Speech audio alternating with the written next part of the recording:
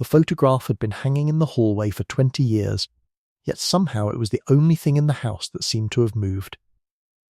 When Eleanor finally understood why the church bell had rung twice that night, she realised the village had been protecting a lie for far longer than anyone imagined. You are listening to Cafe Chronicles. Outside the village windows, the night feels quiet enough to trust, but quiet places often keep the darkest memories. Pour yourself something warm and let the story begin. Chapter 1 Stony Creek Village rested in a shallow valley surrounded by rolling fields that seemed to stretch endlessly beneath the pale sky. The village was small enough that most residents knew not only their neighbours' names, but also the stories attached to them. The stone cottages sat close together along winding lanes bordered by hedgerows that had grown thick over generations. Gardens spilled over with late summer flowers, white curtains moved gently behind old windows. Smoke drifted lazily from chimneys during cool evenings, carrying the familiar scent of wood fires across the narrow roads. Nothing about Stony Creek appeared unusual to visitors. It looked like the sort of place where life moved quietly and predictably. Yet beneath the calm routines and friendly greetings, old memories lingered in hidden corners, waiting patiently for someone to disturb them. The morning began with a fine mist hanging over the fields beyond the village church. Drops of moisture clung to spider webs stretched between fence posts, turning them silver whenever sunlight briefly pierced the clouds. Shopkeepers unlocked their doors. Delivery vans rolled slowly along the main road. A few early customers gathered outside the bakery, where warm bread cooled behind the display window.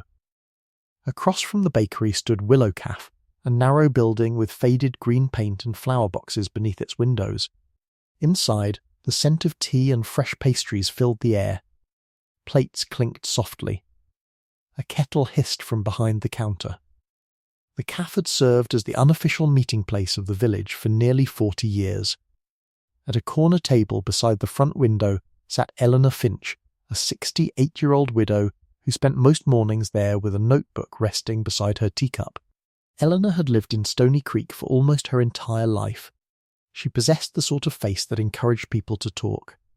Her grey hair was always neatly arranged. Her eyes remained alert and observant despite her gentle manner.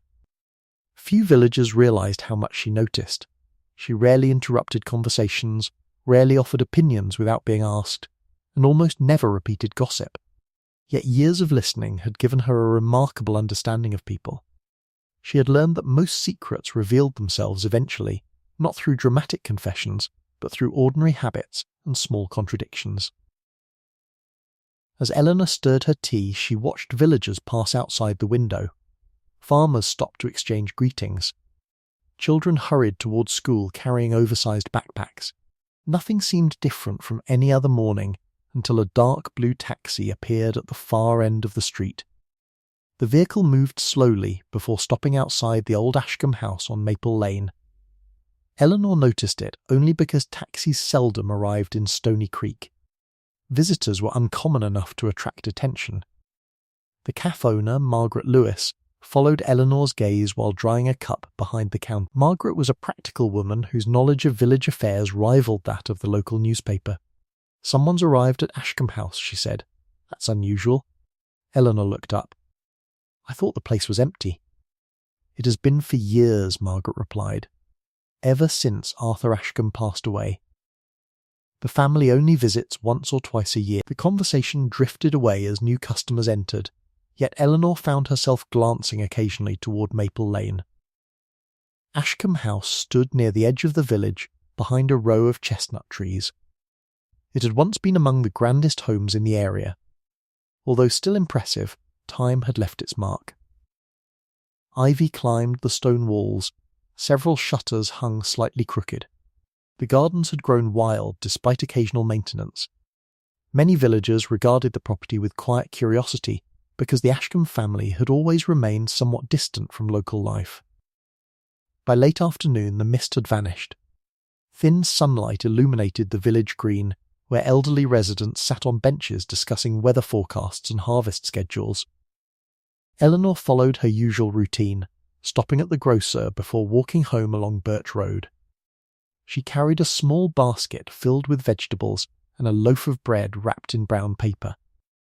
The air smelled faintly of cut grass. Somewhere nearby a lawn mower hummed steadily.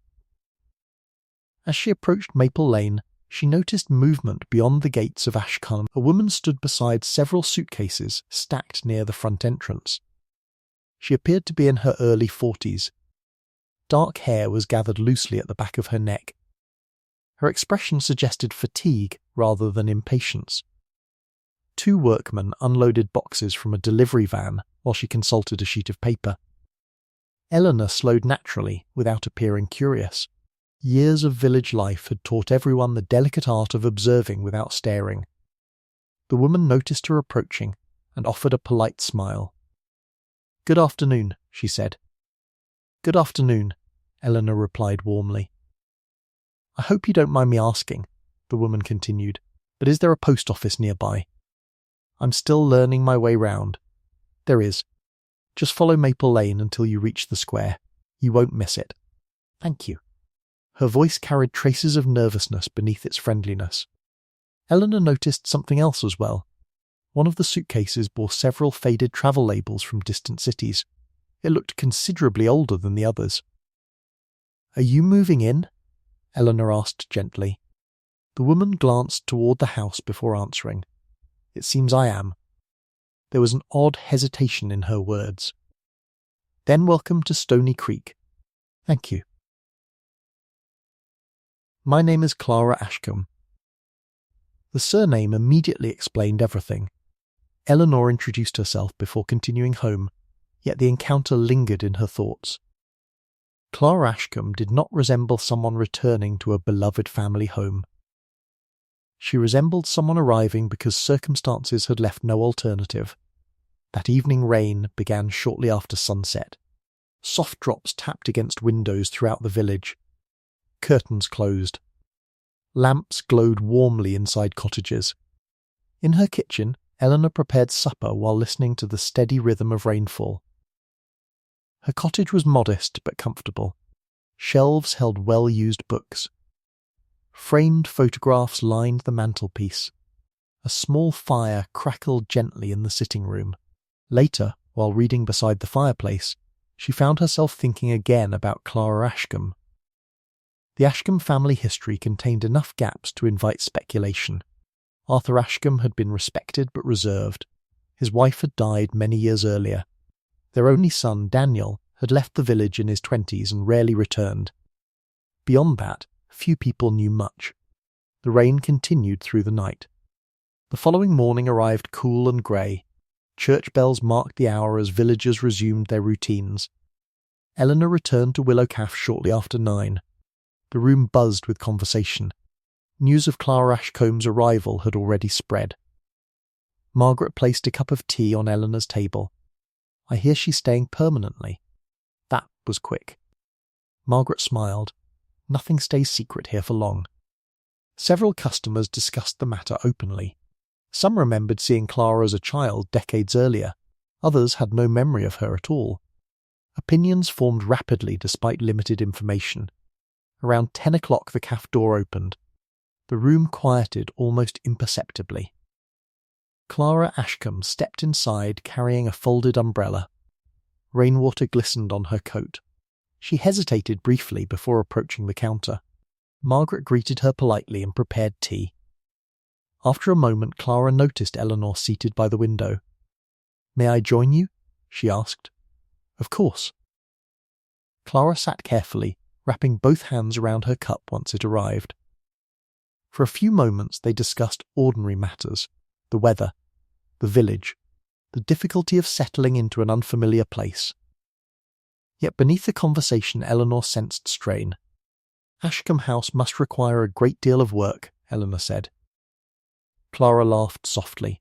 "More than I expected. You haven't lived there before?" "Not really. I spent summers there when I was young." The answer arrived too quickly, as though prepared in advance. "And now you've come back?" "Yes," again the hesitation. Outside, rain streaked the caff window. Pedestrians hurried past beneath umbrellas. Clara stared into her tea for several seconds before speaking again. My grandfather left me the house years ago. I never thought I'd actually live there. Strange how life changes.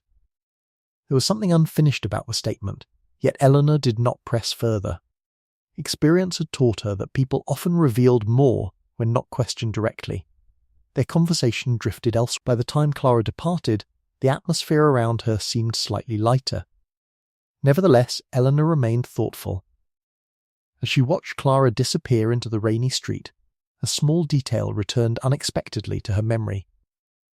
When Clara had mentioned her grandfather, she had referred to him as Grandfather Arthur. Not my grandfather, not Arthur Ashcombe. The distinction was tiny. Most people would never notice, yet years of listening had taught Eleanor that family relationships often revealed themselves through language long before they appeared in facts. Outside, the church bell sounded once through the rain. The villagers continued their ordinary day. None of them knew that within a week one resident would be dead. An old secret would begin to surface, and Stony Creek Village would find itself caught inside a mystery rooted far deeper than anyone imagined. Chapter 2 The rain continued long after midnight. Water gathered along the edges of village lanes and dripped steadily from gutters that had not been repaired in years. By morning the clouds still covered the valley, though the storm itself had weakened into a fine mist that seemed determined to linger. Stony Creek moved more slowly on wet mornings. Doors opened later, conversations became longer, tea kettles worked harder. The village carried on with the same familiar rhythm it always had, yet beneath that routine a new subject occupied nearly every conversation. Clara Ashcombe's arrival had become the quiet topic that connected tables in cafes, conversations in shops, and exchanges beside garden. Eleanor Finch left her cottage shortly after 8. She wore a dark coat and carried an umbrella she rarely needed to open fully. The air felt cool against her face as she walked toward the village square.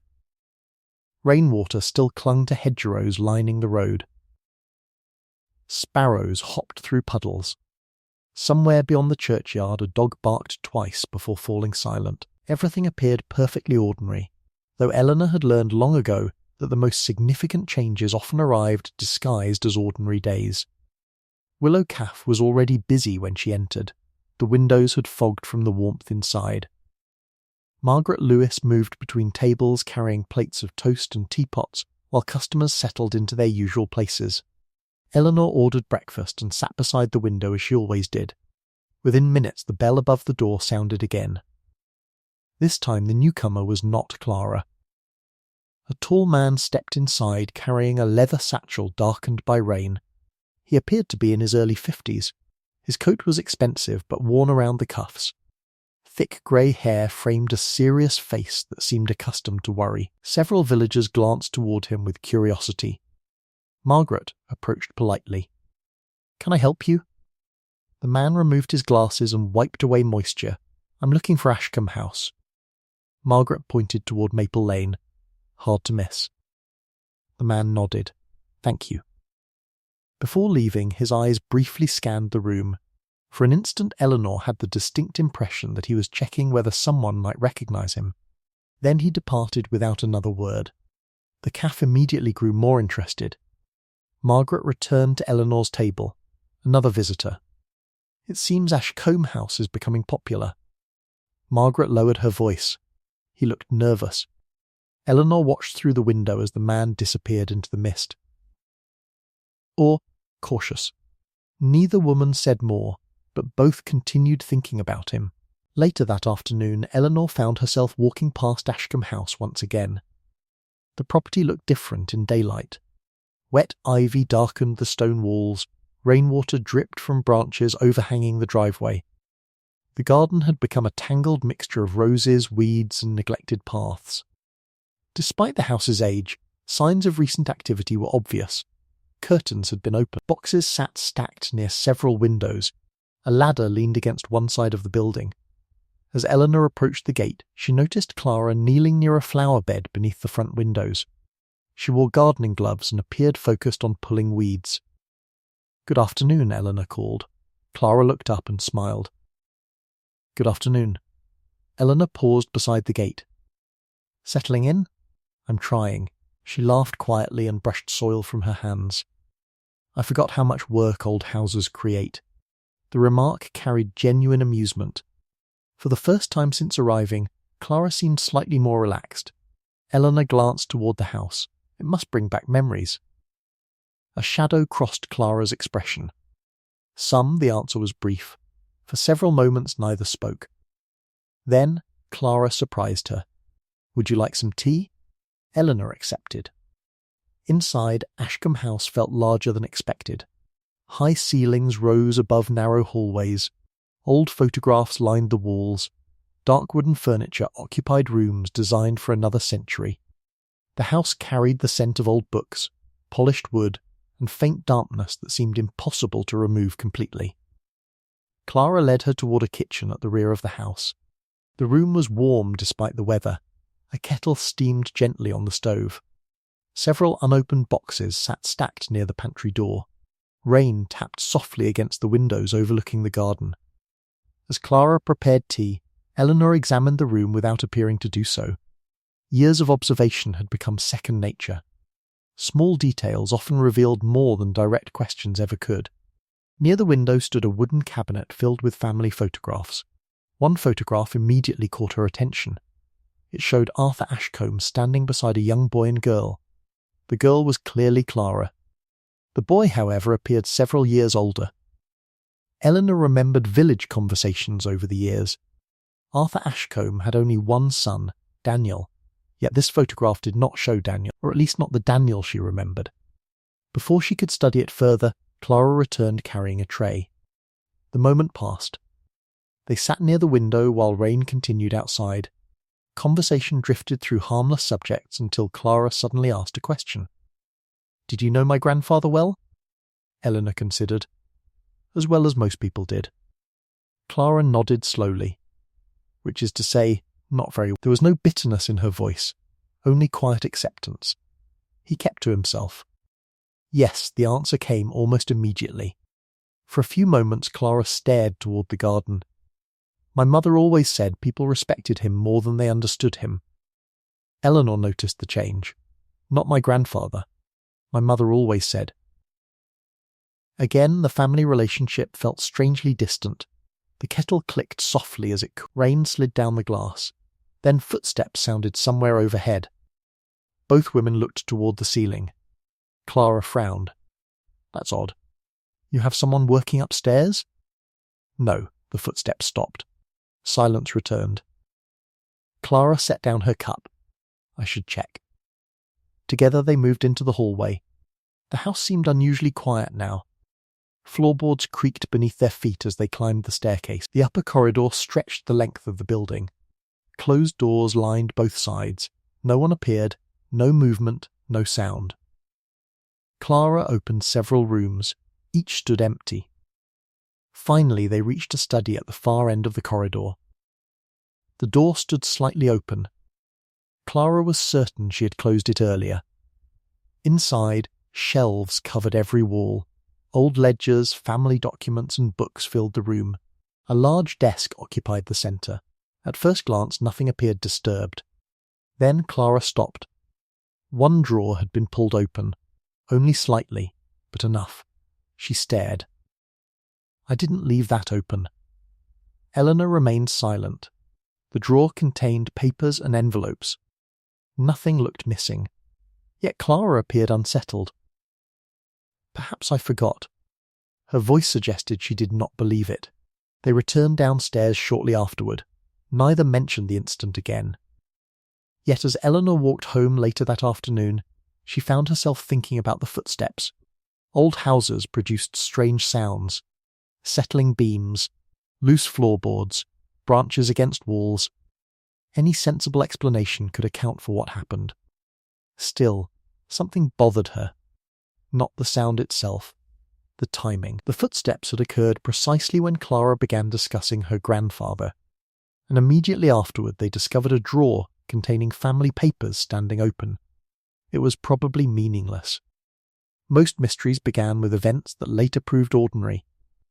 Yet Eleanor had spent enough years observing human behaviour to recognize a different possibility. Sometimes people noticed unusual things only after they were already being watched. That evening fog settled across the valley. Street lamps glowed softly through the mist. Church bells marked 7 o'clock. Inside Ashcombe House, Clara remained awake later than usual. Several rooms still needed unpacking. She carried a lamp through the upper hallway and entered the study once more. The drawer remained open exactly as before. After a moment she sat at the desk. The papers inside belonged mostly to Arthur Ashcombe. Property records, letters, financial documents.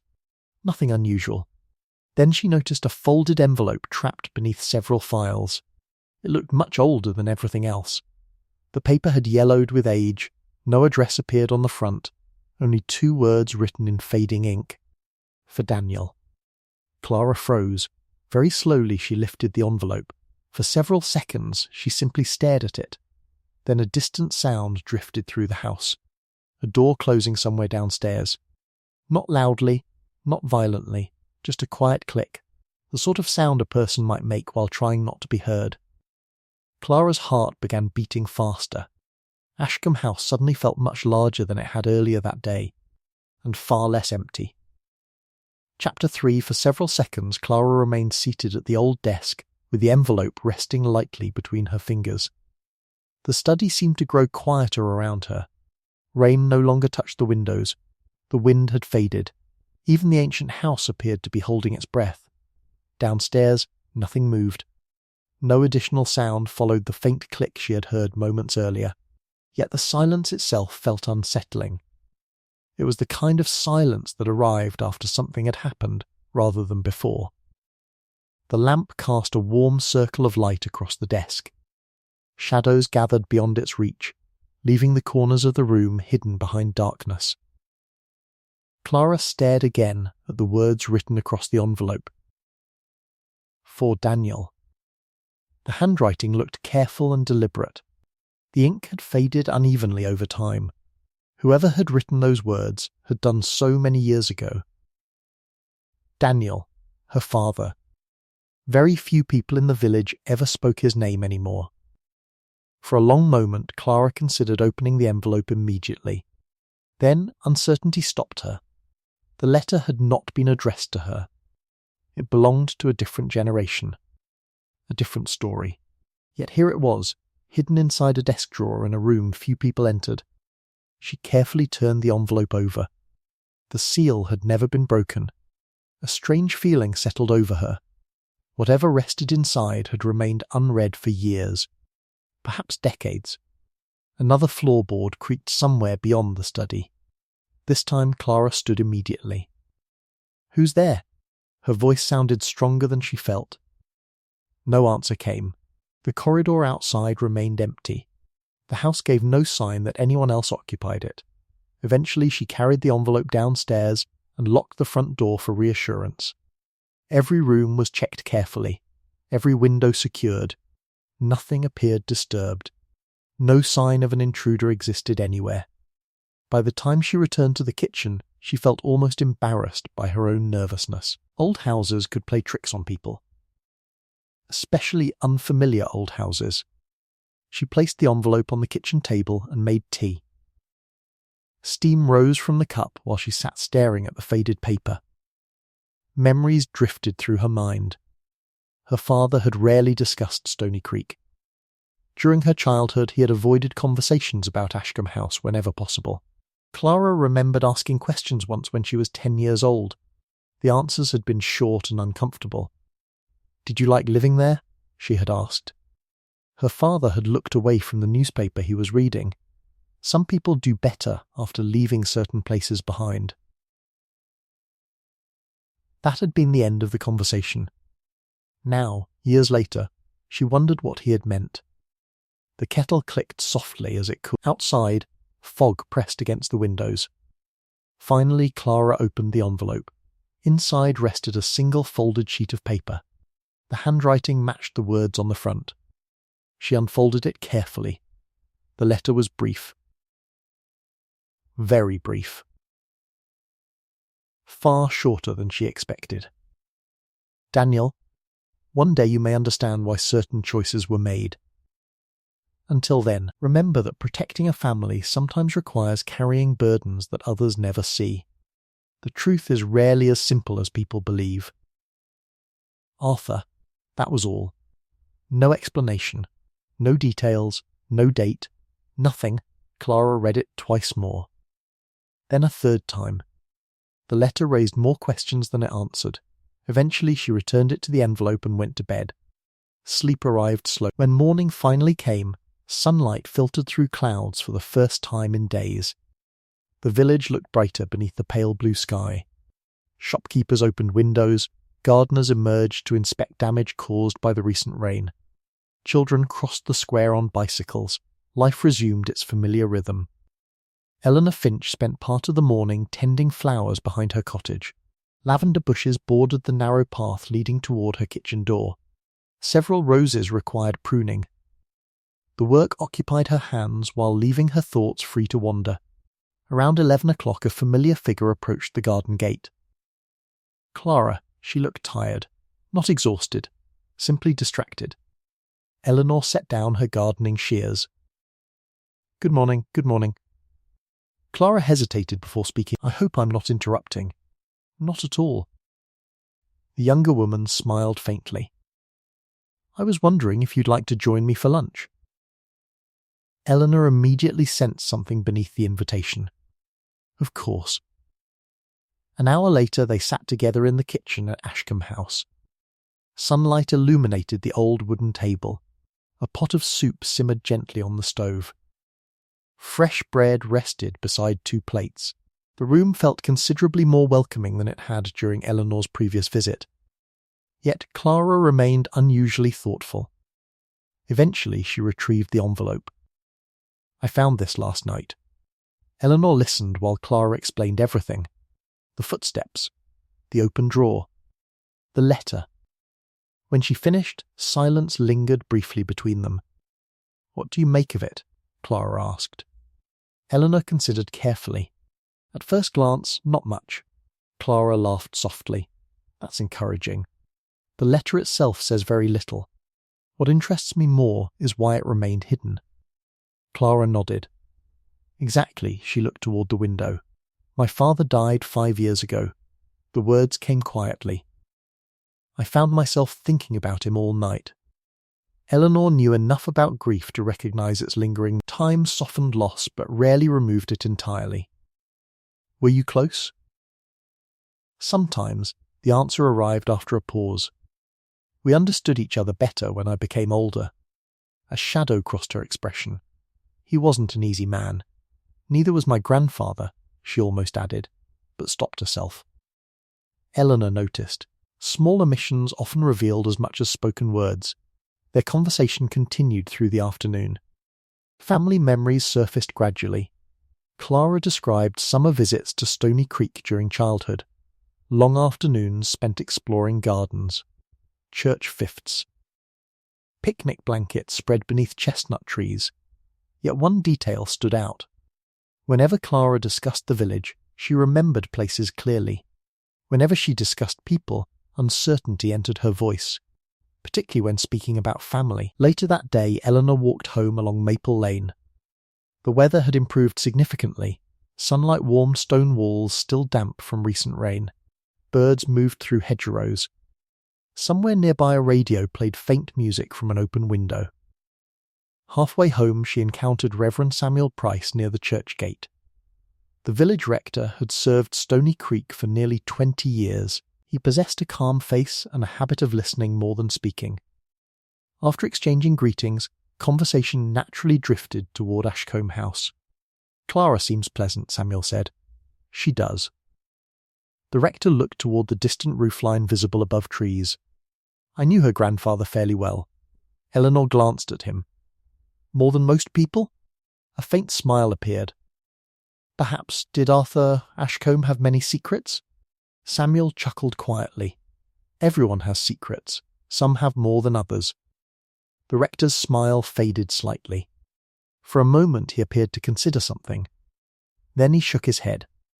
Arthur carried regrets. About what? I'm not certain. The answer sounded truthful, yet something remained unfinished.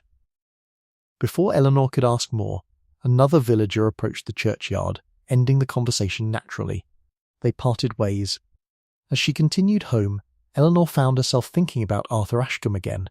Regrets, burdens, hidden letters. The pieces existed, but they refused to connect.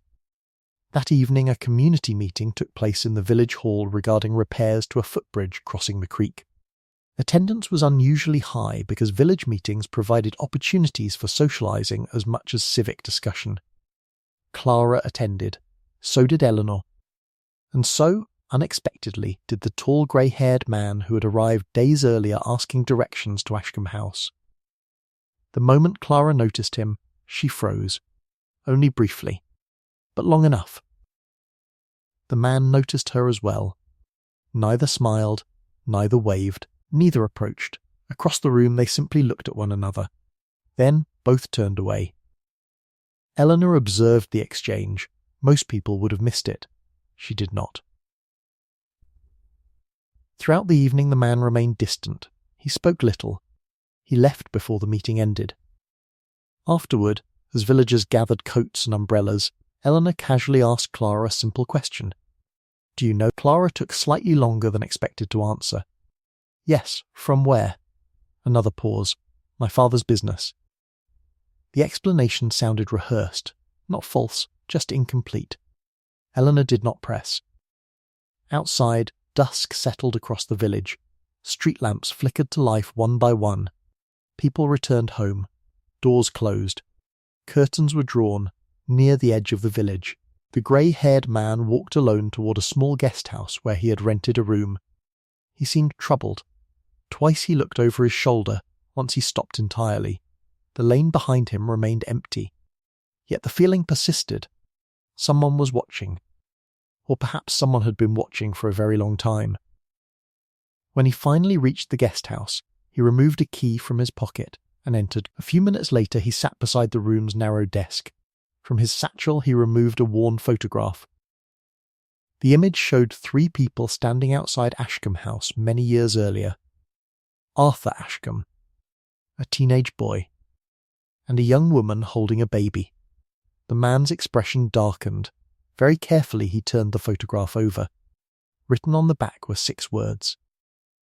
Summer 1984, before everything changed. And for the first time since arriving in Stony Creek, genuine fear appeared in his eyes. Chapter 4. The following morning arrived with unexpected sunshine.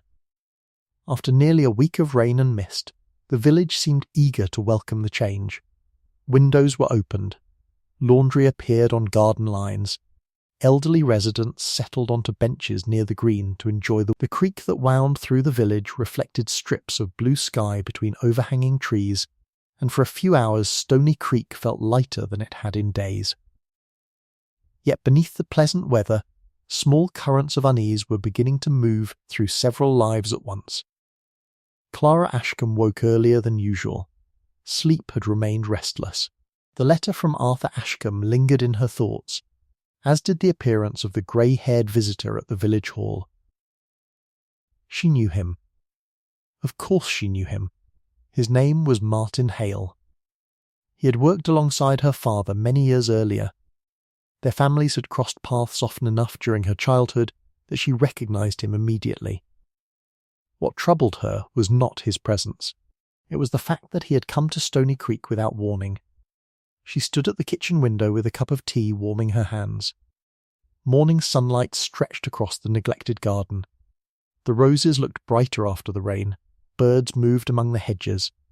For a moment, everything appeared peaceful. Then she noticed something unusual. Near the rear boundary wall stood an old wooden shed partly hidden beneath climbing ivy. She had passed it several times since moving in, yet had paid little attention to it. Now, from the angle of the kitchen window, she realised the door stood slightly open. Clara frowned. She was certain it had been closed before. The observation seemed insignificant. Still, after finishing her tea, she crossed the garden to investigate. The grass remained damp beneath her shoes. Bees drifted lazily between flowers. The shed itself leaned slightly to one side with age. Rust covered the hinges. Ivy wrapped around parts of the roof. When Clara reached the doorway, she pushed it open fully. Dust filled the air. The interior smelled of old wood and earth.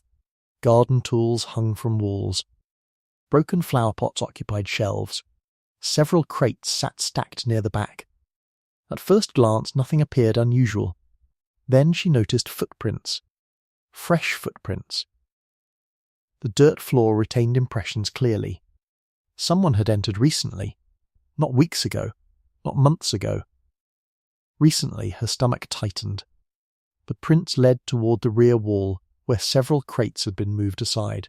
Behind them, she discovered a small wooden hatch built into the structure. It looked decades old. She knelt and examined it carefully. A rusted latch held it shut. Curiosity overcame hesitation. Within moments, she managed to lift it. Beneath lay a shallow compartment hidden beneath the floorboards. Empty, completely empty. Yet the layer of dust surrounding it suggested something had once been stored there. Something that had been removed not long ago. Clara remained kneeling beside the compartment for several seconds. Questions multiplied rapidly. Who had created the hiding place? What had been kept there? And who had taken it? By lunchtime, she found herself once again seated across from Eleanor Finch in Willowcalf. The older woman listened carefully while Clara described the discovery. Neither rushed to That was one of the reasons Clara increasingly valued Eleanor's company. Many people would have immediately invented explanations. Eleanor preferred observation first, interpretation later. When Clara finished speaking, Eleanor stirred her tea thoughtfully. "Have you asked anyone about the shed?" "No, you should," Clara nodded. Perhaps, for a few moments they watched people moving through the village square outside. Then Eleanor asked quietly, "Do you trust Martin Hale?" The question caught Clara off guard. She looked down at her cup. "I don't know." The honesty surprised even her. Eleanor waited patiently. "My father trusted him once." Past tense? A faint smile touched Clara's face. "Yes, what happened?" Clara exhaled slowly. "I'm not entirely sure." The answer was genuine. "When I was young, they worked together. Then one day they stopped speaking. No reason given? Not to me." The conversation paused as Margaret delivered fresh tea. When they were alone again, Clara added something she had not previously mentioned. "Martin looked frightened when he saw me." Eleanor remembered the expression at the village hall. She had noticed it too. Not surprise, not discomfort. Fear, the distinction mattered. That afternoon, Eleanor decided to visit the village archives housed inside a small room attached to the church. The collection contained decades of newspapers, property records, photographs, and local documents. Most residents rarely used it. Eleanor occasionally volunteered there, which gave her convenient access whenever curiosity appeared. The archive room smelled faintly of paper and furniture polish. Sunlight filtered through narrow windows. Dust motes drifted lazily above shelves. She began searching through records connected to the Ashcombe family. Nothing dramatic emerged. Property transactions, agricultural reports, charity events, photographs from village 50s. The sort of ordinary history that accumulated around old families. Then she found a newspaper from 1980. A small article occupied one corner of the page. Its headline was modest. "Local businessman injured in road accident," the article described a crash on a country road several miles outside the village. The injured man was Arthur Ashcombe's long-time employee. A woman named Helen Mercer. Eleanor read the article twice. The accident itself seemed unremarkable. Yet something caught her attention. The date. Summer 1984, the same year written on the back of Martin Hale's photograph. Perhaps coincidence. Perhaps not. She copied the reference into her notebook. Outside, church bells marked 3:00. The day continued. Elsewhere in the village, Martin Hale sat alone inside his guesthouse room. Several documents lay spread across the desk before him. His expression remained tense. He studied the photograph repeatedly. Each time his eyes returned to the same figure, the young woman holding the baby. Helen Mercer, A knock sounded suddenly at the door. Martin looked up sharply. Another knock followed. Not loud, not aggressive, just patient. Careful, for several seconds he remained motionless. Then he crossed the room and opened the door. No one stood outside. The corridor was empty. Completely empty. A chill passed through him. On the floor rested a single folded sheet of paper. Nothing more. Martin picked it up, closed the door, opened the note. Only one sentence appeared. Leave Stony Creek before the truth returns. His face lost all colour. The paper trembled slightly in his hand. For a long time he simply stared at the words. Because the handwriting was unmistakably familiar. He had seen it many times before. Years ago. On business records. On letters. On documents signed by a man who had been dead for over a decade. Arthur Ashcombe. That evening clouds returned to the valley. By sunset the sky had darkened once again. Lamps glowed behind cottage windows. Smoke rose from chimneys. The comforting routines of village life continued exactly as they always had. Yet beneath those routines something was changing. Old events from 1984 were beginning to surface. A hidden compartment had been discovered. A forgotten photograph had reappeared. An anonymous warning had been delivered. And somewhere within the tangled history of the Ashcombe family, a truth long buried was quietly moving toward the light. Neither Clara nor Eleanor yet understood how closely those pieces were connected. But both sensed the same thing. The mystery did not begin with Arthur Ashcombe's death. It began much earlier, in a summer that several people had spent decades trying to forget. Chapter 5. The clouds that gathered over the valley that evening remained through the night. By dawn a steady rain had returned, tapping softly against windows and rooftops throughout Stony Creek. The weather seemed to pull the village inward. Curtains stayed closed long. Roads remained quiet. Smoke rose from chimneys in pale grey streams that disappeared into the low sky. Eleanor Finch woke early and sat for a time beside her kitchen window with a cup of tea. Rain had always encouraged reflection. The garden outside glistened beneath the morning drizzle. Water collected in shallow depressions between paving stones. A robin perched beneath a hedge, shaking droplets from its feathers. Her thoughts kept returning to the same collection of details. The hidden letter, the photograph from 1984, the secret compartment in the shed, Martin Hale's arrival. None of those pieces connected neatly. Not yet. But they all seemed to orbit the same period in time. Summer 1984. A year that appeared repeatedly whenever the Ashcombe family entered conversation. By mid-morning she decided to pay a visit to Reverend Samuel Price. If anyone in the village possessed quiet knowledge of the past, it was likely the rector. Samuel had spent years listening to confessions, family histories, and private concerns. He was not a gossip. Quite the opposite. Yet sometimes people shared observations without betraying confidences. The church stood at the centre of the village, surrounded by ancient gravestones and yew trees darkened by rain. Water dripped steadily from stone arches as Eleanor approached. The building itself felt timeless. Generations had passed through its doors. Births had been celebrated there. Weddings had taken place there.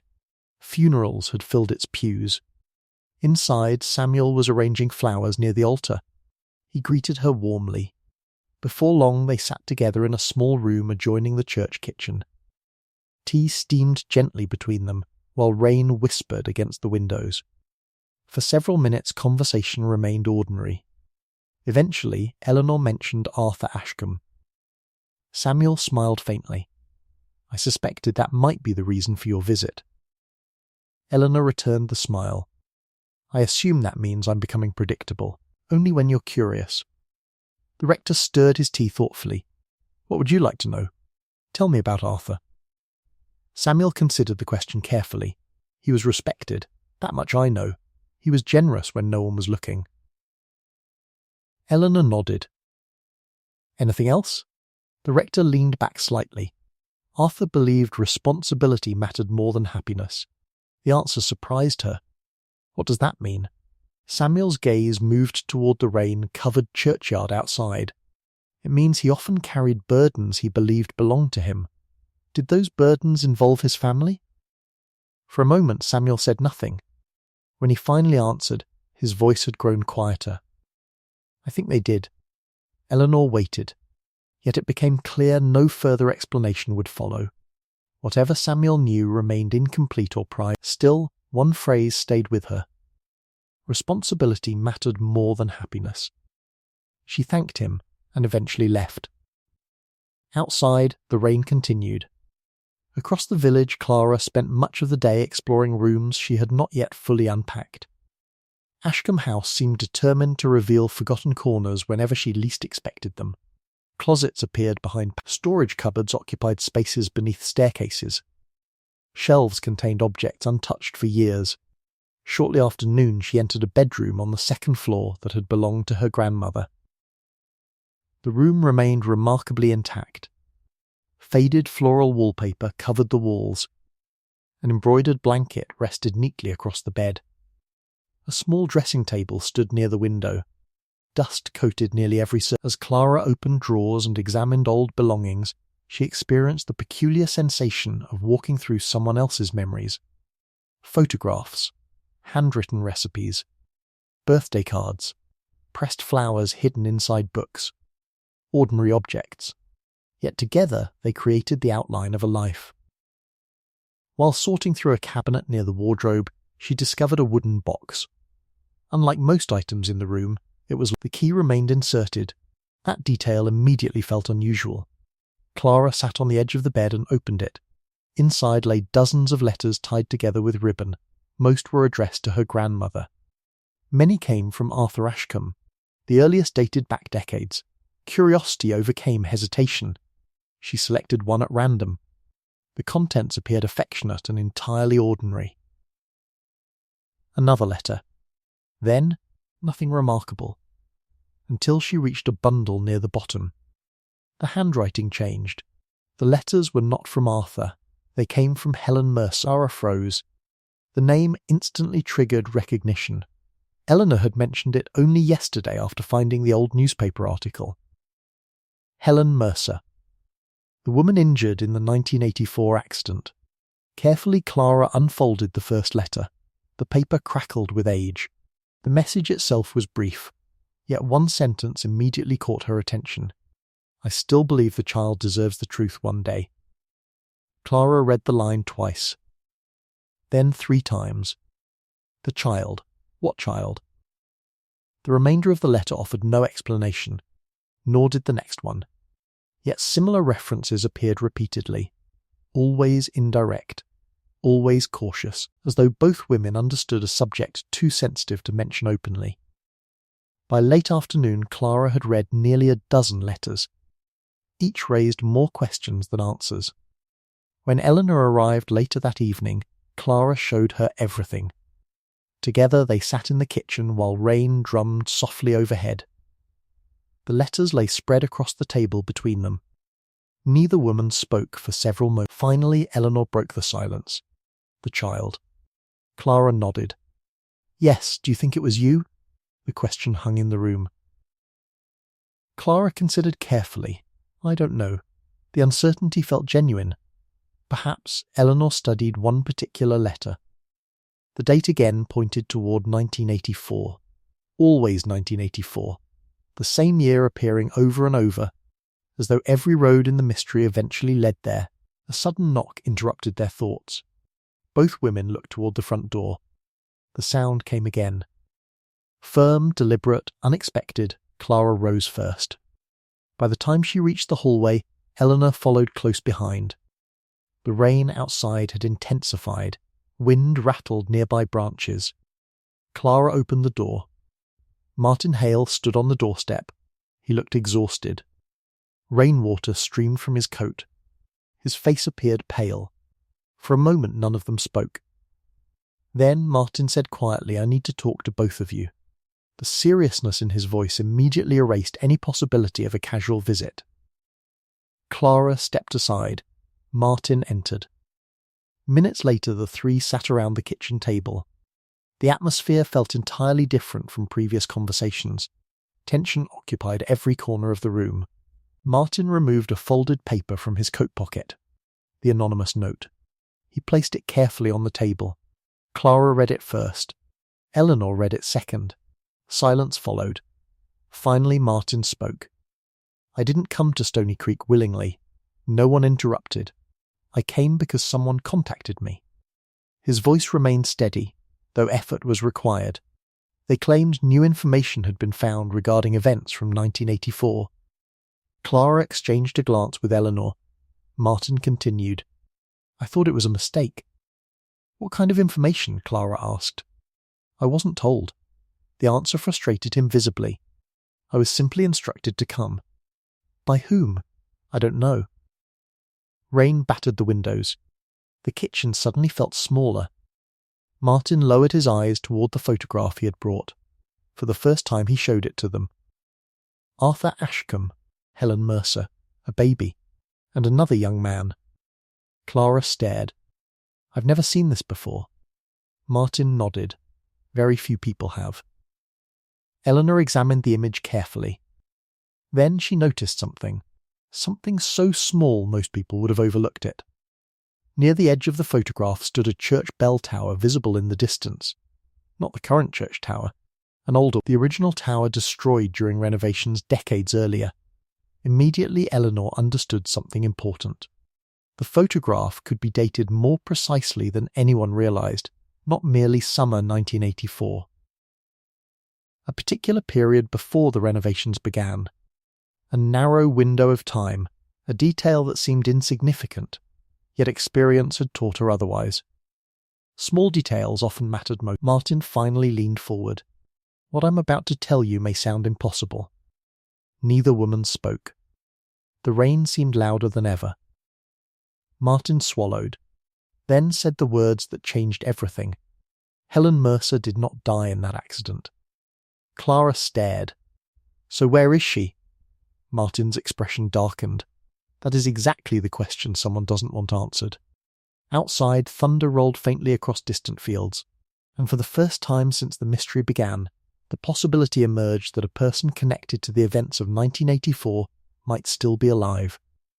A possibility that threatened everything the village believed about its own past. Chapter 6. For several moments after Martin Hale spoke, no one in the kitchen said a word. Rain continued striking the windows in uneven bursts while the old house settled around them with occasional creaks from distant rooms. The clock above the mantel ticked steadily. Under ordinary circumstances, such sounds would have seemed comforting. Tonight they only emphasized the silence that followed Martin's revelation. Clara stared at him. You said Helen Mercer didn't die. I said she didn't die in the accident. The distinction mattered. Eleanor noticed it immediately. Martin rubbed both hands together as though trying to warm them. The newspaper reported the accident. People assumed the rest. Rumours spread. Eventually most villagers believed Helen either died shortly afterward or left permanently. The truth was never discussed openly. Why? Clara asked. Martin hesitated, because certain people wanted the subject forgotten. The answer felt incomplete. Eleanor watched him carefully. Years of observation had taught her that people often paused in specific places when approaching uncomfortable truths. Martin's hesitation was not the hesitation of someone inventing a story. It belonged to someone deciding how much to reveal. Who wanted it forgotten? Martin looked toward the rain-darkened window. Arthur Ashcombe. The room fell silent again. Clara lowered her eyes. The name seemed to carry greater weight each day. Why would my grandfather do that? She asked. Martin exhaled slowly. Because Helen knew something. What? I don't know. Clara frowned. You don't know? No. The frustration in his voice sounded genuine. If I knew, I wouldn't have spent 30 years wondering. The answer surprised both women. Martin leaned back in his chair. The truth is much less dramatic than people imagine. I was never part of any secret. I worked with your father. I knew Helen. I knew Arthur. That's all. But you believe they're connected. Yes, the certainty arrived immediately. Outside, wind rattled branches against the side of the house. Martin continued. Several months before the accident, Helen and Arthur argued repeatedly. About what? Clara asked. I wasn't told. Again uncertainty. Again missing pieces. Yet one fact remained clear. Something significant had happened during that summer. Something powerful enough to leave traces decades later. The conversation continued for another hour. By the time Martin finally left, no clear answers had, only more questions. Afterward, Clara stood beside the front window watching him disappear through the rain. The lane beyond the gate lay empty. Dark, quiet, yet she could not shake the feeling that someone, somewhere, was paying close attention to events unfolding around Ashcombe House. When she finally turned away from the window, she noticed Eleanor studying the old photograph again. What is it? Clara asked. Eleanor remained thoughtful. I think we're asking the wrong question. Clara frowned. What do you mean? We keep asking what happened in 1984. And? Eleanor placed the photograph on the table. Perhaps we should ask who benefited from everyone forgetting it. The idea lingered long after the conversation ended. The next morning dawned clear and cold. Rain had finally moved away. The village seemed refreshed beneath bright skies and fresh air. Water still glistened on hedgerows. Sunlight sparkled across puddles. Church bells carried unusually far through the valley. Eleanor woke with a sense of purpose she had not felt since the mystery began. After breakfast, she walked toward the village cemetery. The decision surprised even her. She wasn't entirely certain what she hoped to find, only that several threads of the mystery seemed connected to family history, and family history often left records behind. The cemetery occupied a gentle slope behind the church. Ancient gravestones leaned at uneven angles among patches of grass. Some inscriptions remained clear, others had nearly vanished beneath time and weather. Eleanor moved carefully between rows. Eventually she located the Ashcombe family, Arthur Ashcombe, his wife Margaret. Several earlier generations, nothing unusual. Then she noticed another name several rows away, Helen Mercer. Eleanor stopped. For several seconds she simply stared. The grave existed. The stone existed. The inscription existed. Yet something felt wrong. Very wrong. She stepped closer. The date of death had been added differently from the rest of the engraving. The lettering was slightly shallower. Newer, subtly inconsistent. Most visitors would never notice. Eleanor did. She crouched slightly to examine it. The difference was unmistakable. The death date had been altered, not recently, years ago, but altered nonetheless. A chill moved through her despite the sunlight. She rose slowly. The mystery had just shifted, because if Martin was correct and Helen had not died when people believed she had, then the grave itself might be part of the deception. That afternoon, Eleanor arranged to meet Reverend Samuel Price. They sat together inside the church office while sunlight filtered through stained glass windows. When she explained what she had found, Samuel appeared genuinely surprised. You believe the stone was changed? The rector folded his hands thoughtfully. That would require records. Exactly. Samuel nodded slowly. Church records stretched back generations. If inconsistencies existed, they might still be documented. Together they moved into the archive room. Dust-covered ledgers occupied shelves from floor to ceiling. Hours passed. Pages turned. Dates were checked. Names compared. The process felt tedious until Samuel suddenly stopped. Eleanor, she looked up. The rector stared at an open register. What is it? Samuel read carefully. Helen Mercer. The room seemed to grow still. What does it say? He looked up. There is no burial record. For a moment neither spoke. The absence itself was astonishing. Every burial conducted through the church had been recorded, without exception. Yet Helen Mercer appeared nowhere. Samuel checked again, then a third time. Nothing, no entry, no funeral, no burial, no record at all. Eleanor sat back slowly. The implications were enormous. Someone had created the appearance of a grave without the documentation normally accompanying one. The question was no longer whether something unusual had happened. The question was why. By late afternoon, the news remained confined to only a handful of Eleanor, Samuel, Clara, Martin. No one else knew. And perhaps that was fortunate, because elsewhere in Stony Creek, another person had already begun to worry. A person who had spent years believing the past would remain buried. That evening, shortly before sunset, a figure entered the village cemetery alone. The visitor moved carefully between gravestones. No one witnessed their arrival. No one observed them stop beside Helen Mercer's grave. For several moments they simply stood there, motionless. Then they knelt. Something was removed from a coat pocket. A folded piece of paper. The paper was pushed beneath a small decorative stone resting near the base of the grave marker. Moments later, the figure departed. By the time darkness settled across the village, no sign remained that anyone had visited. The following morning, Clara arrived at the cemetery intending to examine the grave herself. She noticed the folded paper almost immediately. Her heart quickened. Carefully she retrieved it. The note contained only one sentence, a sentence written in hurried handwriting. If you want the truth, look inside the clock that never keeps time. Clara stared at the words.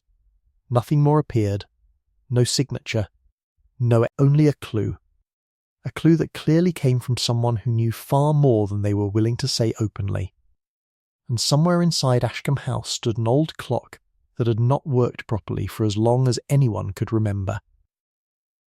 Chapter 7. Clara stood alone in the cemetery for several moments after reading the note. Morning sunlight filtered through the branches of the old yew tree, creating shifting patterns across the grass and gravestones. The village beyond the churchyard carried on as usual. Somewhere a delivery van rattled along the main road. A dog barked in the distance. Ordinary sounds filled the air, yet nothing felt ordinary anymore. The folded paper remained in her hand. If you want the truth, look inside the clock that never keeps time. The message seemed absurdly simple and yet immediately understandable, because there was indeed a clock inside Ashcombe House that never kept time. Everyone in the family knew it. The grandfather clock stood in the main hallway near the staircase.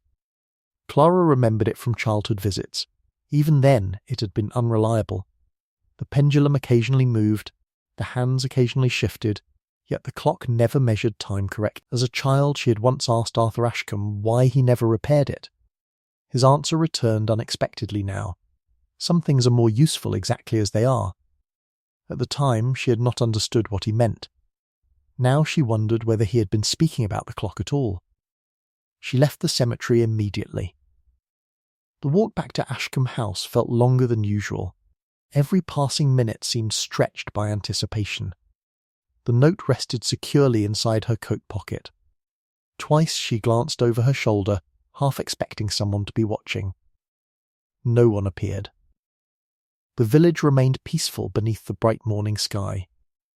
When Clara reached the house, she closed the front door behind her and crossed the hallway without removing. The grandfather clock stood exactly where it always had. Tall, dark, silent, its polished wood reflected narrow strips of sunlight from nearby windows. Dust gathered along carved edges despite her recent cleaning efforts. For several seconds she simply stared at it. Then she opened the glass door protecting the pendulum. Nothing unusual. Next she examined the lower compartment. Again. Finally she looked more carefully at the interior panels. The workmanship was old and detailed. Decorative carvings covered much of the wood. Most people would never think to inspect them closely. Yet one section appeared slightly different. Near the back panel a narrow gap existed between two carved pieces. Clara reached inside, pressed gently. Something clicked. A concealed section shifted in. Her pulse quickened.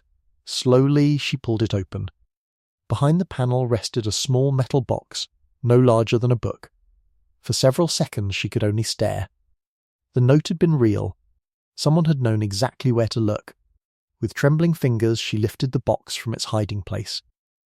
The lid was not locked. Inside lay a collection of documents wrapped carefully in cloth. Several photographs, a handful of letters, and one leather-bound journal. The journal immediately drew her attention. The cover showed signs of age and heavy use. No name appeared on the front. She opened the first page. The handwriting belonged to Arthur Ashcombe, without question. Clara recognised it instantly from the letter she had found earlier. Her heart pounded, because whatever the mystery was, she suspected answers might finally be within reach. Less than an hour later, Eleanor Finch sat across from her at the kitchen table. The journal rested between them. Neither woman rushed. Years of patience had brought them this far. They intended to proceed carefully. The first entries appeared ordinary. Business notes, property matters, village events. Then gradually the tone changed. The writing became more personal, more reflective. Arthur described concerns about family, responsibilities, difficult decisions, and repeatedly, one name appeared: Helen Mercer. The entries never explained the situation directly, yet a picture slowly emerged. Arthur had trusted Helen, deeply, perhaps more than anyone else outside his family. Several pages later, Eleanor found an entry that made both women fall silent. Helen says the child deserves honesty. Perhaps she is right. Yet honesty would destroy too many lives. Some truths arrive too late to do good. Neither spoke for several moments. The child again. Always the child. Always hidden at the centre of everything. Clara turned another page. Then another. The mystery deepened. References appeared to meetings held secretly. Arguments, promises, regret, one sentence had been underlined heavily. Daniel must never learn the circumstances. Clara stared. My father. Eleanor nodded. Neither could ignore the significance. If Arthur had written those words, then Daniel Ashcombe himself might never have known the full truth. The realization felt enormous. Because entire lives could be shaped by secrets people never realized existed. As afternoon progressed, they continued reading. Then they discovered something else. A folded photograph tucked between pages. Unlike the others, this one had never been shown before. It depicted Arthur Ashcombe standing beside Helen Mercer outside Ashcombe House. Nothing unusual at first glance. Until Eleanor noticed the child. A small girl stood between them holding Helen's hand. Clara leaned forward. Her breath caught.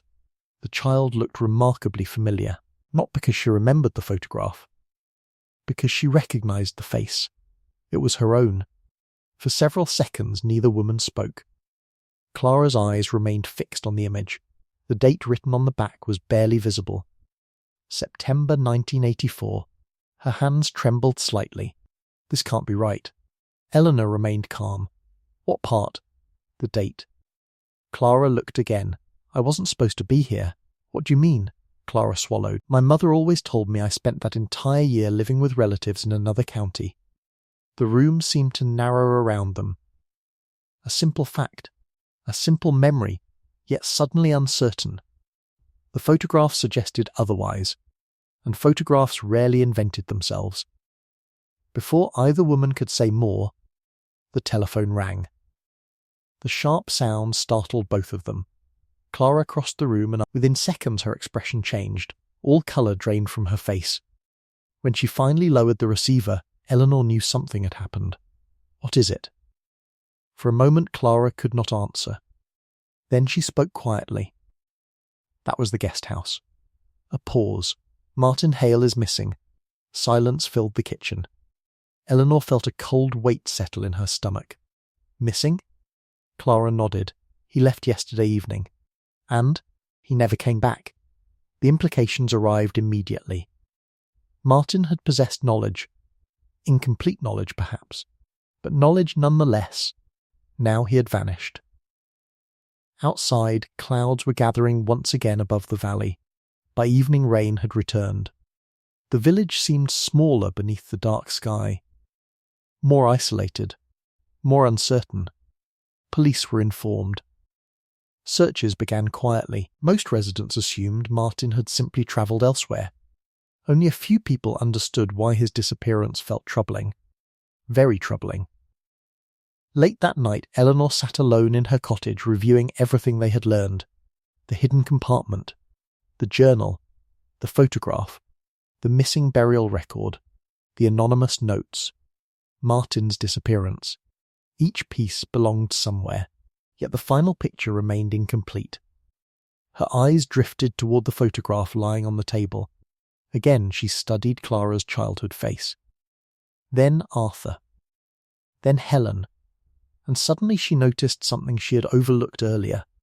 Something astonishingly small, yet impossible to ignore once seen. Around Helen Mercer's neck hung a silver locket. Eleanor had seen that locket before, recently, not in a photograph, not in a document, in real life, on someone currently living in Stony Creek Village. And at that exact moment, she realized the mystery was far closer to the present than anyone had imagined. Chapter 8 The realization followed Eleanor home long after midnight. Rain moved steadily across the village roofs while she sat beside the lamp in her sitting room. The photograph rested on the table before. She had examined it so many times during the evening that every face had become familiar. Arthur Ashcombe, Helen Mercer, the child, the garden behind them, and the silver locket. The moment she noticed it, memory had answered immediately. She had seen that exact piece of jewellery only days earlier. Not once, several times. Yet because it seemed unimportant, she had paid little attention. Now the detail refused to leave her thoughts. The locket belonged to Grace Turner. Grace lived alone in a cottage near the eastern edge of the village. She was in her late 60s and worked part-time organising records for the parish council. Most residents described her as quiet, dependable, and private. She attended church regularly, she volunteered during community events, she rarely attracted, which was precisely why Eleanor had never considered her relevant. The clock beside the fireplace showed nearly 1 o'clock when Eleanor finally went to bed. Sleep came slowly. Questions moved endlessly through her mind. How could Grace possess Helen Mercer's locket? Had it been passed down? Inherited? Given away? Or was the explanation something else entirely? By morning the rain had stopped. A pale mist covered the fields beyond the village. The air smelled of wet earth and wood smoke.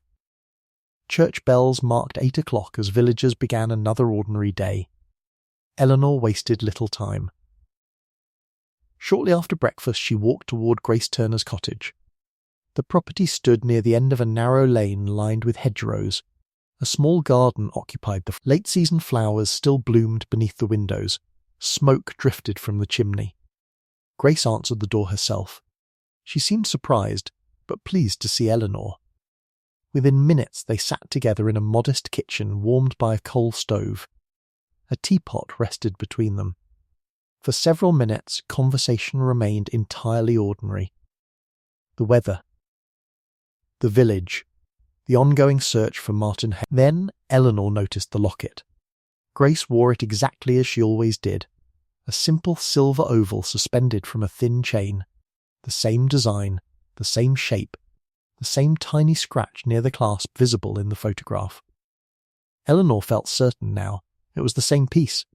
Eventually she asked, "That's a lovely locket." Grace's hand moved instinctively toward it. A small gesture. Natural, protective, thank you. Family heirloom? For the briefest moment something changed in Grace's expression.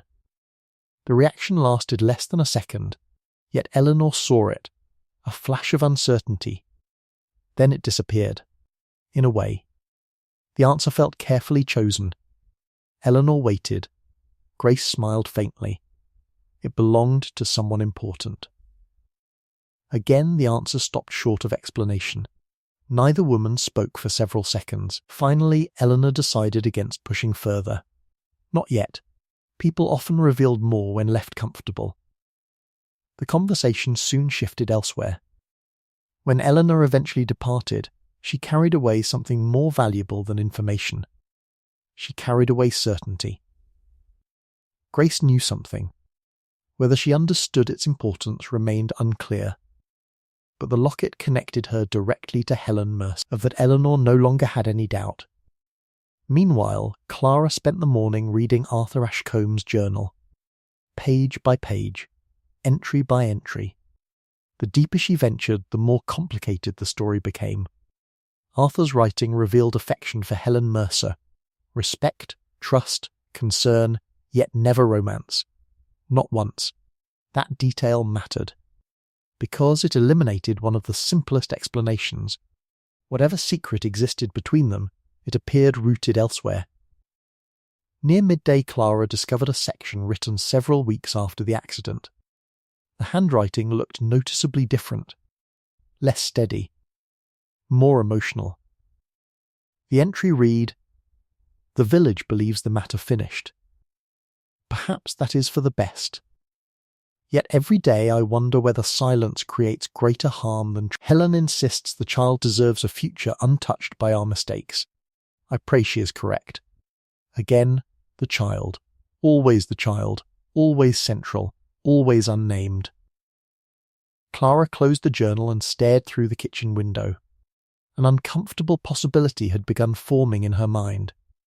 A possibility she resisted, yet could not entirely dismiss. What if the child was her? The thought returned repeatedly. Each new discovery seemed to point in that direction, and if that were true, then her entire understanding of her own family might be incomplete. The idea felt overwhelming. A knock at the door interrupted her thoughts. When she opened it, she found Reverend Samuel Price standing outside. His expression was serious. Immediately serious. Not alarmed, not frightened, but serious. "May I come in?" Moments later they sat in the kitchen. Samuel removed a folder from beneath his arm. "I found something." Clara's pulse quickened. The rector placed several documents on the table.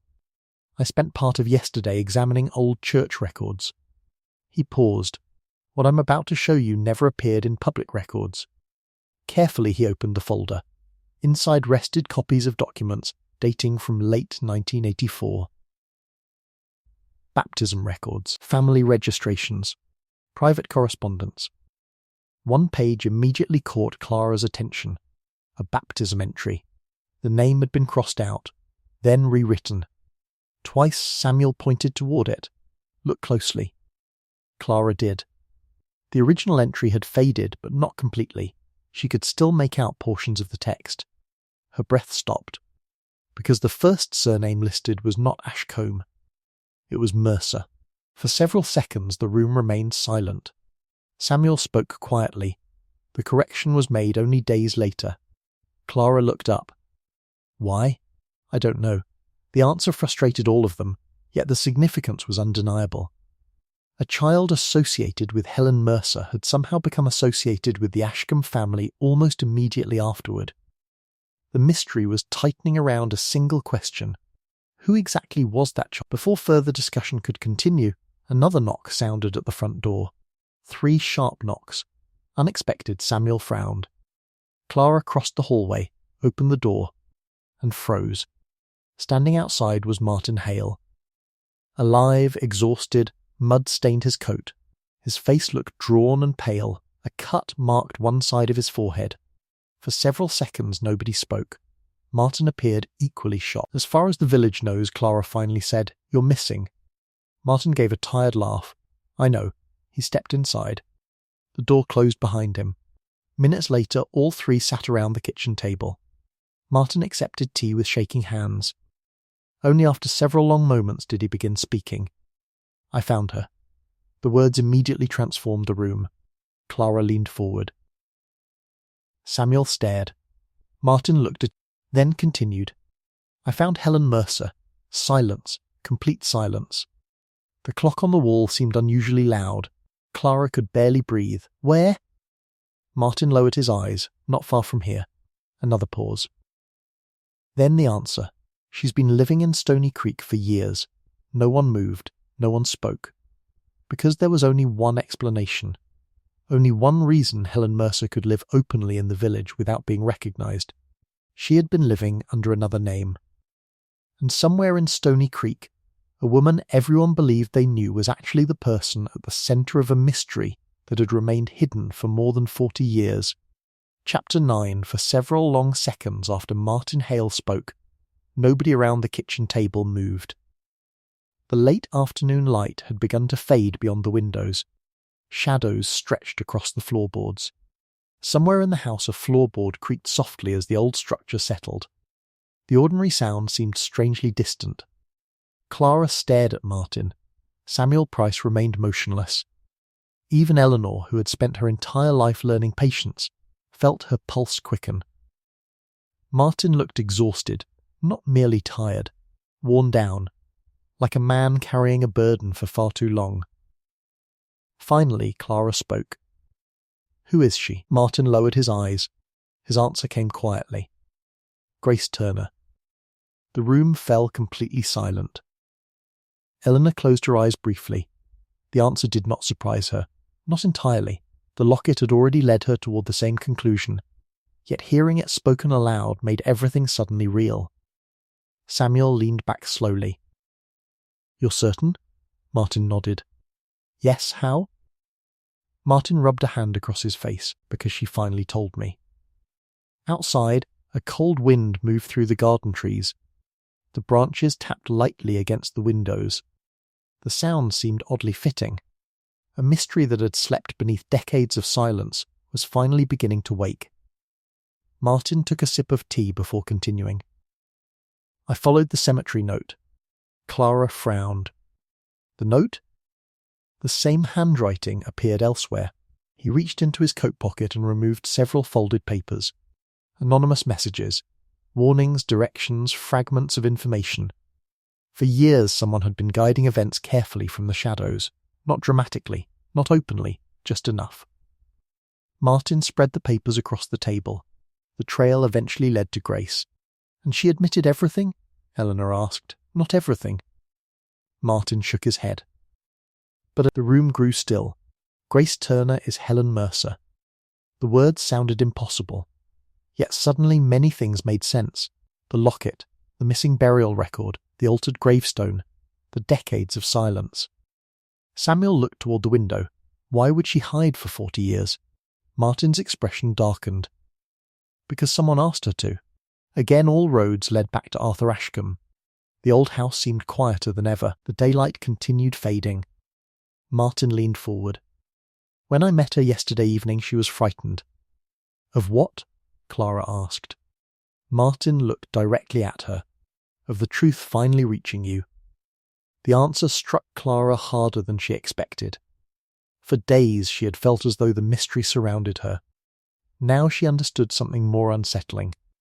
The mystery might actually be about her. Nobody spoke for several moments. Then Samuel asked the question all of them had been avoiding. "The child."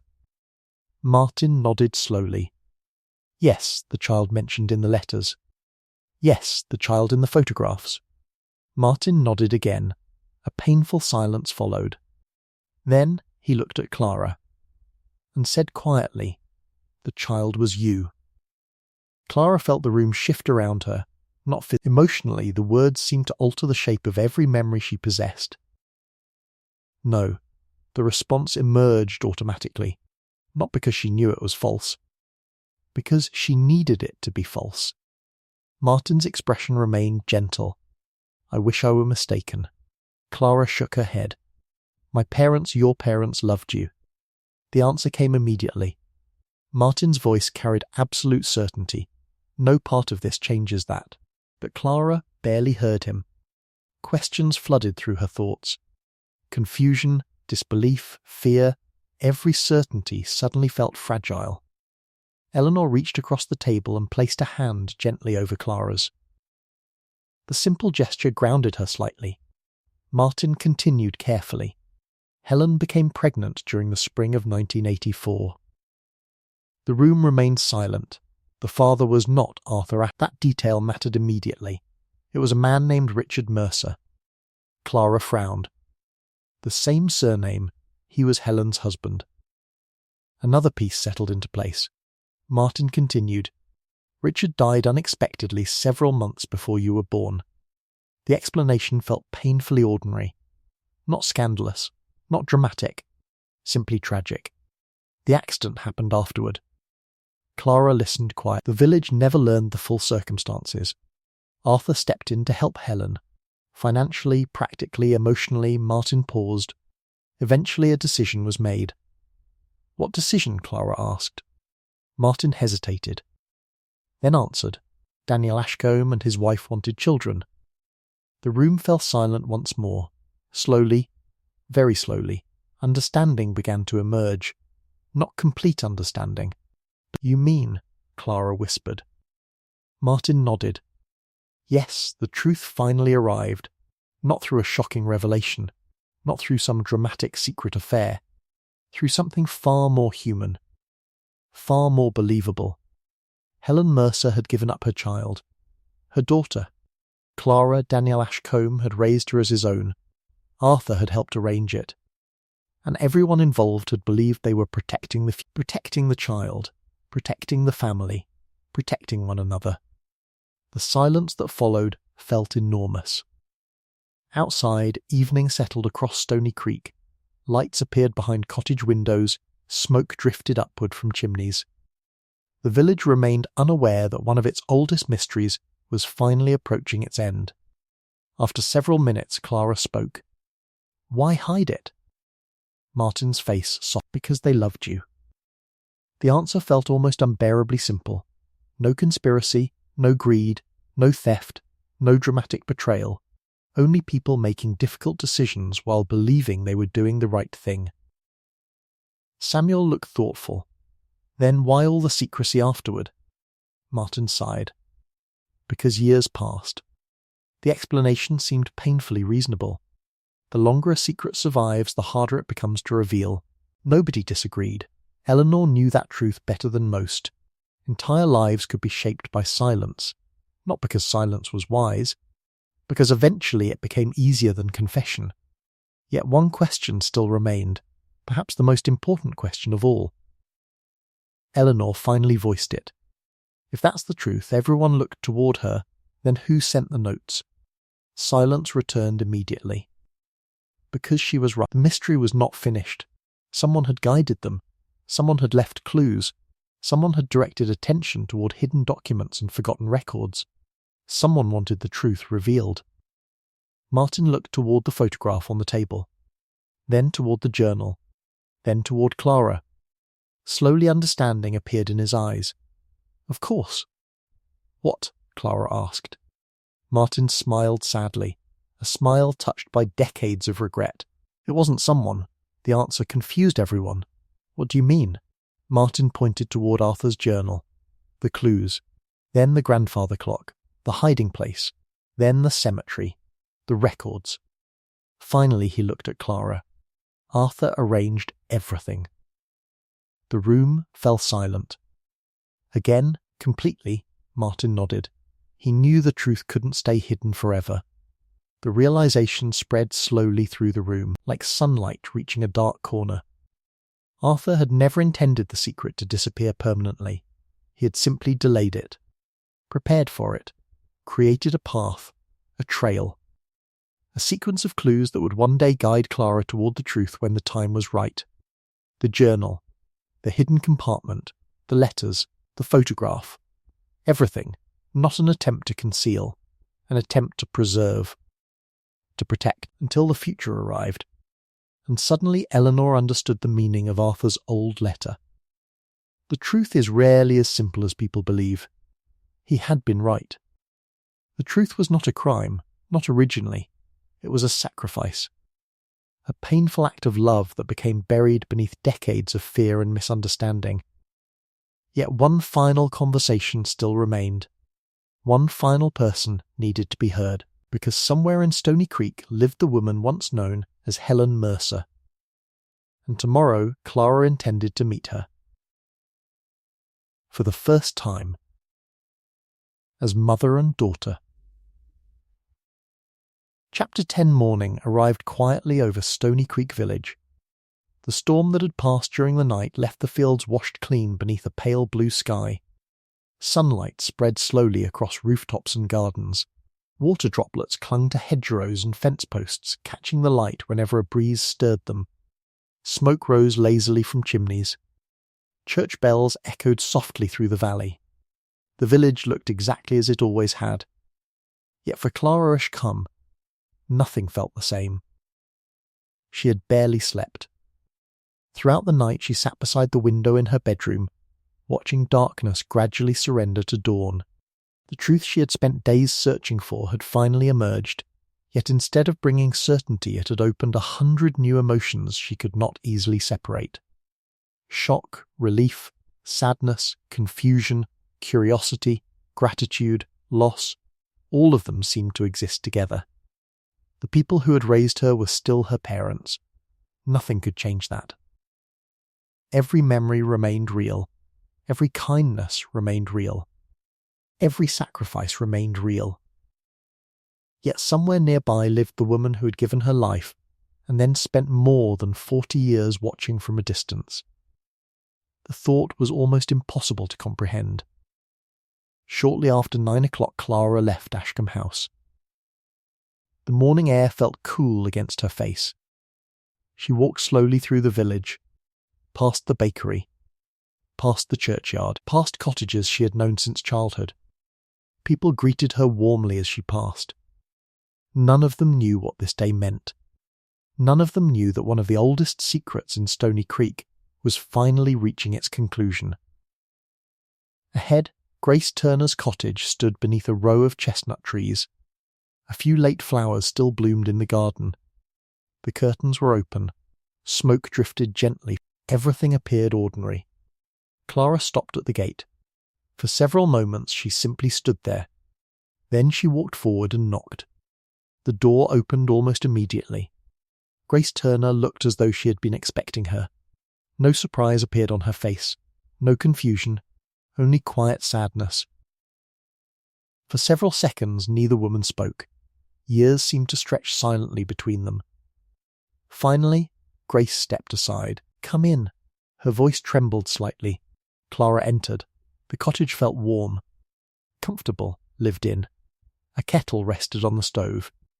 Books occupied shelves along the walls. Family photographs stood on a mantelpiece. The ordinary details somehow made everything harder. Grace led her into the sitting room. Sunlight spilled across the carpet through a nearby window. Neither woman sat immediately. At last Clara spoke. "You're Helen Mercer." Grace closed her eyes briefly, then nodded. Yes, the answer carried no resistance, no denial, only acceptance. Clara felt tears threatening for the first time. Not from anger, from the weight of finally hearing the truth. Grace remained standing quietly. "I always wondered how this moment would happen," she said softly. "And now?" A sad smile appeared. "Now I wish I had been brave enough years ago." The honesty of the answer filled the room. No excuses, no attempts to justify, just honesty. Eventually they sat together. The conversation that followed lasted for hours. Neither woman rushed. There was too much to understand, too much to say, too much to feel. Helen spoke first about Richard Mercer, the man Clara had never known, her father by birth. He had been kind, thoughtful, gentle. His death had shattered the future they planned together. Afterward came fear, uncertainty, financial hardship. The accident, the pressure of raising a child alone. And then Arthur Ashcombe. Not as a villain, not as a manipulator, as a friend, a man who believed he could help. Helen's voice often broke as she described those years. Daniel Ashcombe and his wife had desperately wanted children. Helen had desperately wanted her daughter to have security and opportunity. The decision had not happened suddenly. It had taken months. Conversations, tears, doubt, hope. In the end, everyone believed they were acting out of love. Yet love did not prevent pain. It simply made the pain easier to bear. "I never stopped watching," Helen said quietly. Clara looked up. "What do you mean?" A faint smile. "The school plays." The answer surprised her. "The church fairs." Another smile. "Your graduation." Clara stared. Helen lowered her eyes. "I was there." Emotion filled her voice. Not close enough to interfere. Never close enough to cause problems. But I was there. Tears finally slipped down Clara's cheeks. For decades they had lived within the same world without truly knowing one another, close enough to see, too far away to speak. The tragedy of it settled heavily between them. Hours passed. Tea was prepared, more than once. The familiar rituals of village life somehow helped. Kettles boiled, cups were filled, conversations continued. The ordinary actions grounded extraordinary emotions. By afternoon, the hardest question finally arrived. "Why now?" Clara asked. Helen looked toward the window. Sunlight illuminated the silver locket resting against her blouse. Because Arthur wanted the truth to survive. The answer came quietly. He regretted the silence. She stood and crossed to a cabinet near the fireplace. From inside she removed a small wooden box. Carefully she carried it back. "I've been keeping this for years." The box rested between them. Clara opened it. Inside lay letters, dozens of them, some addressed to her, others written by Arthur, others by Daniel. Letters never sent, letters never delivered, words preserved for a future nobody could predict. Clara stared at them, a lifetime of hidden emotions preserved in paper and ink. Helen smiled sadly. Arthur created the trail, the final confirmation. Everything suddenly made sense. The journal, the clock, the hidden documents, the preserved clues. Arthur Ashcombe had not been trying to bury the truth forever. He had simply hoped to delay it until the people involved were ready. Perhaps he had been right, perhaps not. But his intentions had been born from love rather than deception. As evening approached, Clara finally left the cottage. The conversation was not finished. It never could be finished in a single day. A lifetime stood between them. Building a relationship would take time. Patience, trust, yet for the first time, the possibility existed. That alone felt remarkable.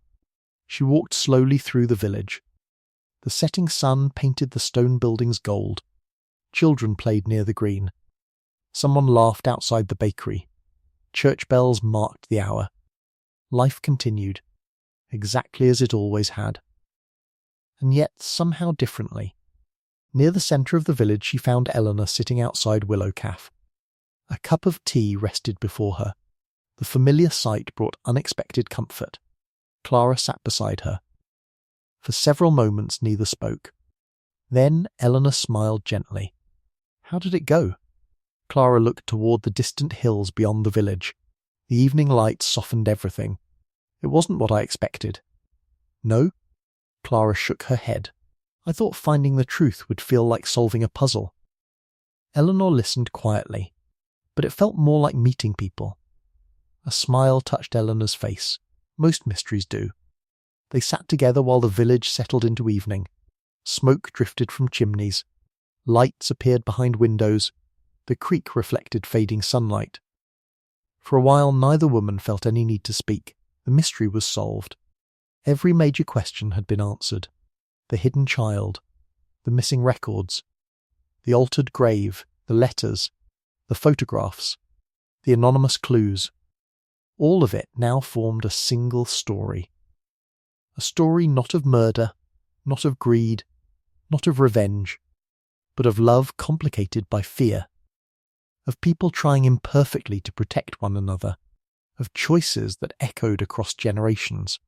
As darkness slowly gathered beyond the fields, Clara found herself looking toward Ashcombe House. The old home no longer felt haunted by secrets. It felt inhabited by memories. Some painful, some beautiful. All finally understood. The church bell sounded across the valley. Once, then a second time. The sound drifted gently through the evening, and for the first time in many years, Stony Creek Village carried no hidden burden. The truth had returned. The past had been heard. And the quiet village, unchanged on the surface, moved peacefully into its next